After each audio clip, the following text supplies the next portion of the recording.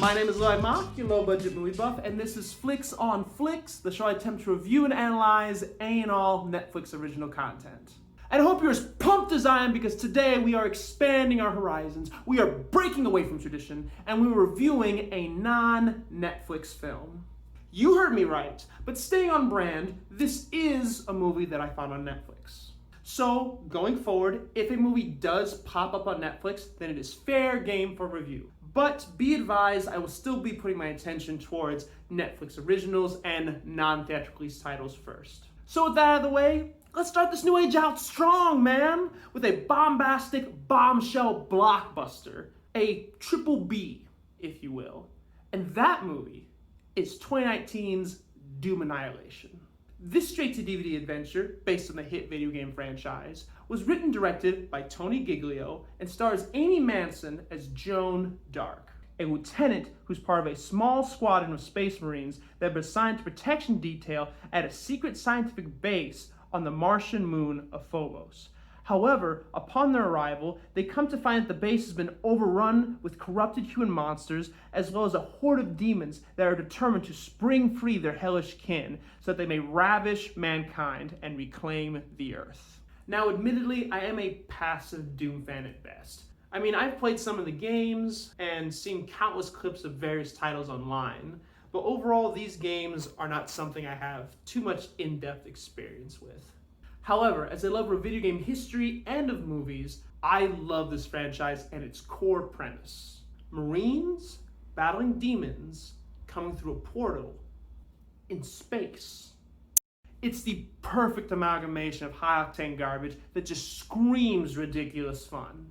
I mean, have you seen it?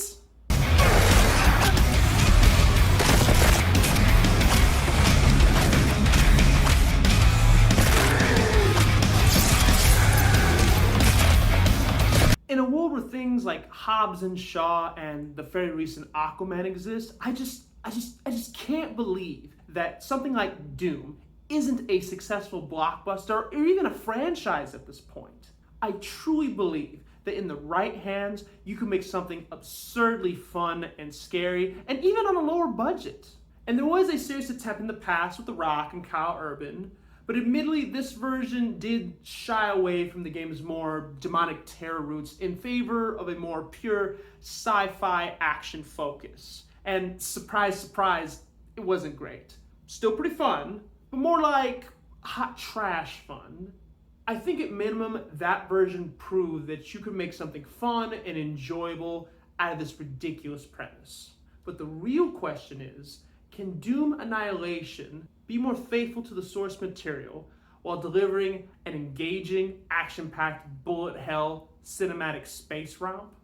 One that reaches the same hype of excitement and terror that the games do?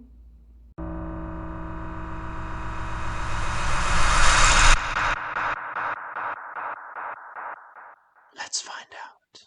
So this movie has a lot of stereotypes working against it. It's a straight-to-DVD, lower-budget video game movie.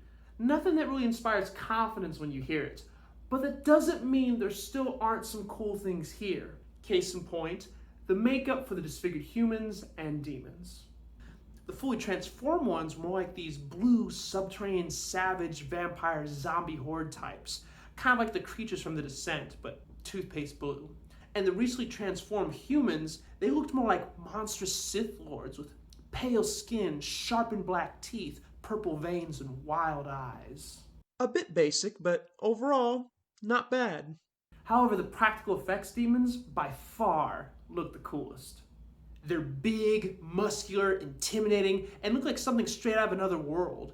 And when the creatures get up close, swarm, and attack, there is a small sense of danger there, given their rapid physical performance and aesthetic appeal. Oh, and the big bad, presumably Satan, well, you would assume that the leader of the demons is Satan, especially considering all the Christian symbolism everywhere, but whatever. The ambiguous Satan design looks like a demonic knight straight out of Dark Souls. It looks a little video gamey, as do the cohorts that are creeping out of the shadows of hell, but you can tell most of the CGI budget went into ambiguous Satan and his big scene specifically. All in all, I do like the overall look of these creatures better than I did in the last movie with The Rock. I don't know if you can call them better per se, but I do find them more enjoyable. Which I know isn't saying much, but to me, that's at least commendable. But commendable efforts don't always result in a good movie. Because this movie is bad. Plot twist, it sucks!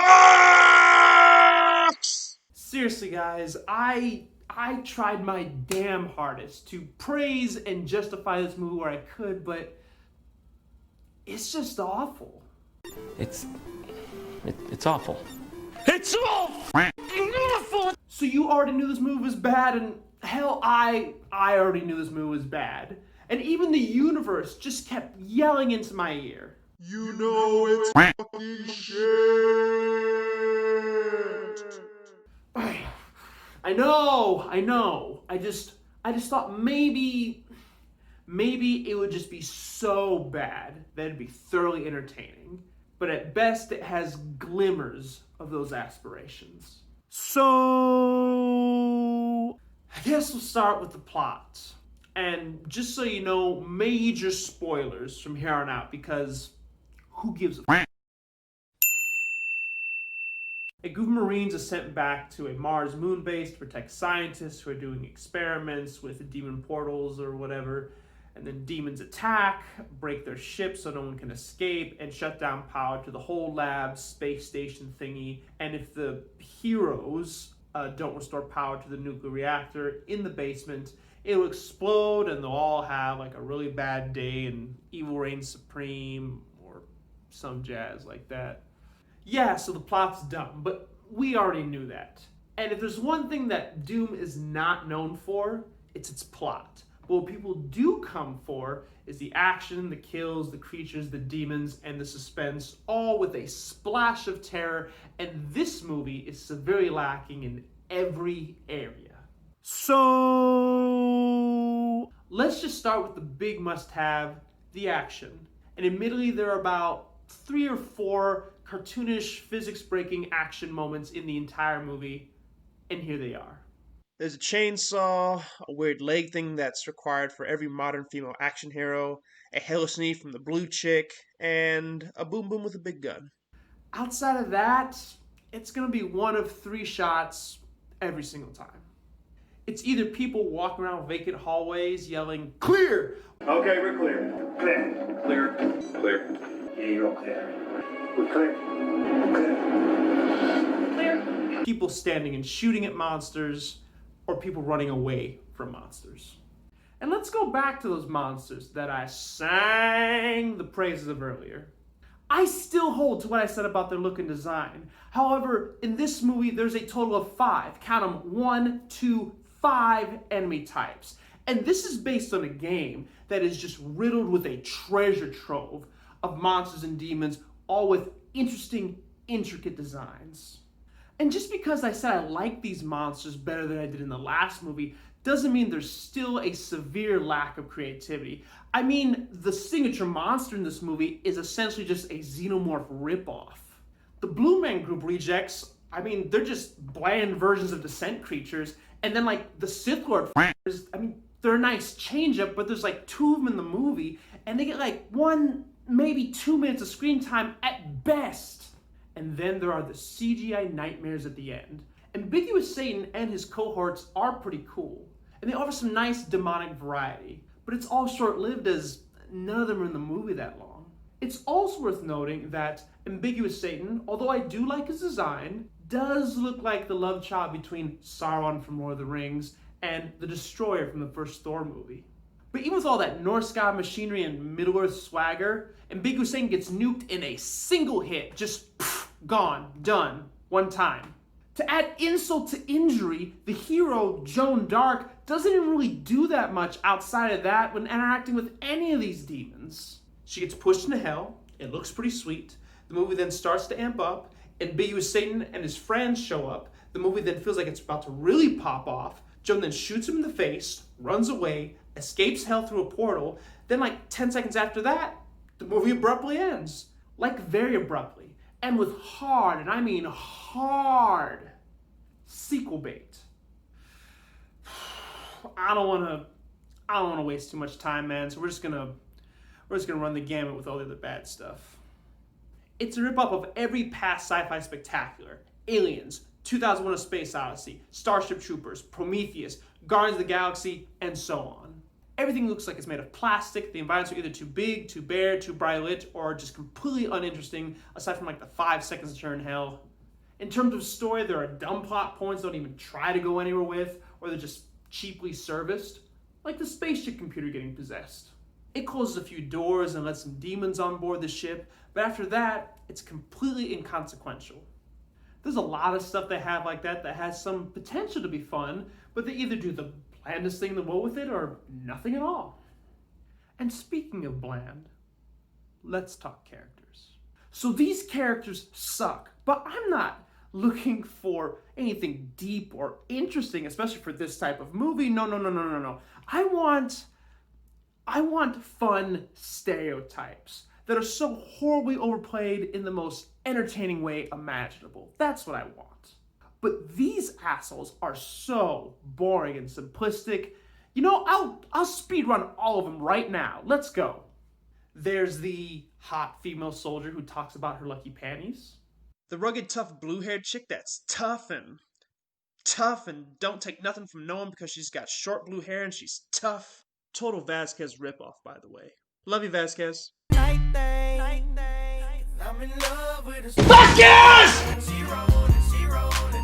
The soldier who happens to be able to read ancient Sumerian, so when it comes up in a scene for 3 seconds, he can read it.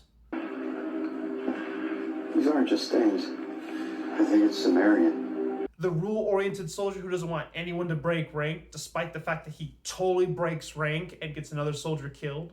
The coward that always tries to act tough, but always abandons everyone when they're in a fight. The Indian guy. The macho black guy that screams.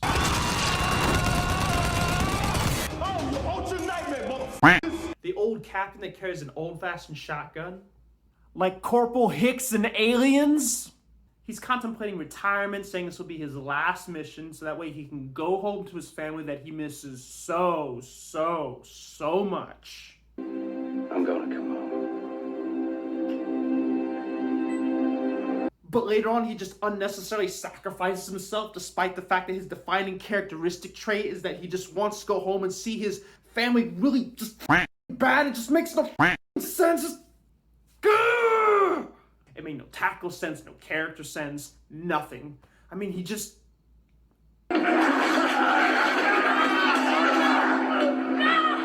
There's also the evil scientist that's clearly trying to hide being evil until he telegraphs he's evil with blatantly over-evil monologues, and then he stabs a girl and force pushes our protagonist into hell. You know? That old trope. Then there's the good scientist that's like the hero's ex that still has feelings for her. His whole deal is that he starts out good, but then he ends up...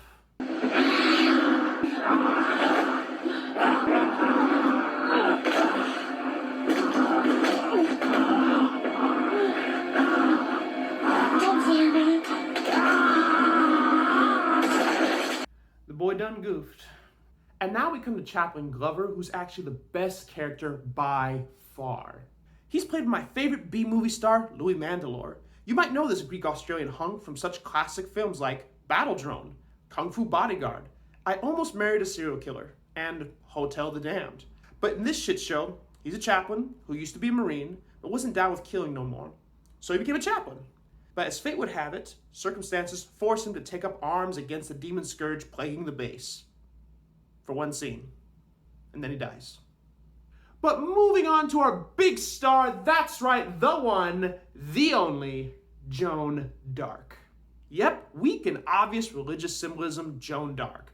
Honestly, she's a piss-poor mashup of Ripley from Aliens and Dr. Elizabeth Shaw from Prometheus with a splash of Star-Lord Mama Cancer childhood trauma. Take my hand, Peter. Have faith that in your darkest moment you won't be alone. I'll be there, watching over you. She's got all the plagiarized premise and none of the depth. Her original shtick is that everyone hates her because she did a bad thing in the past that got her whole squad in trouble. Not dead, nobody died, just in trouble. The details of that situation are never fully explained, but it's irrelevant as it bears little effect on the story, and I use the word story sparingly. Also, there are a couple other doctors, nurses, I don't know, but they're pretty much there to either die or give the heroes key cards, you know? Like a video game. And now, everything else. The acting is awful, the characters are practically non-existent with two barely passing the bar. There's cheap fan service at every turn to try to make up for the lack of fun in this movie, most notably the introduction of the BFG, and a reference to... It also has zero atmosphere and mediocre action. How mediocre? Let's just say if Jim Carrey's The Grinch is going toe-to-toe with your action film, then it probably needs some work.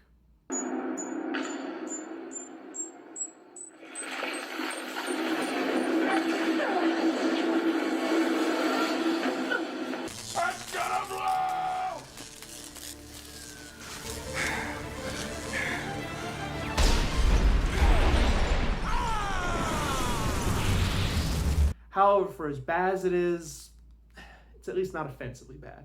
And sure, it peppered in some hollow fan service and religious symbolism, but it never tried masquerading itself as a blockbuster that it certainly was not.